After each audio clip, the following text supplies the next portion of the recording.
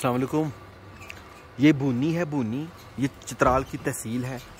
ये उसका मेन बाज़ार है। देख लें, शहरों में रहने वाले देख लें कि गाँव की ज़िंदगी कैसी है, पहाड़ों की ज़िंदगी कैसी है। और ये देखें। अस्सलाम वालेकुम, क्या नाम है आपका? अली मदद खान। वाह,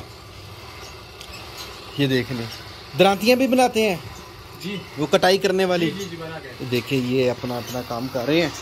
हम शहर में खाने खाते हैं, नाशपतियाँ खाते हैं, मज़े की ज़िंदगी गुजारते हैं। ये देखिए कितनी मेहनत से बना रहे हैं। क्या बना रहे हैं आज?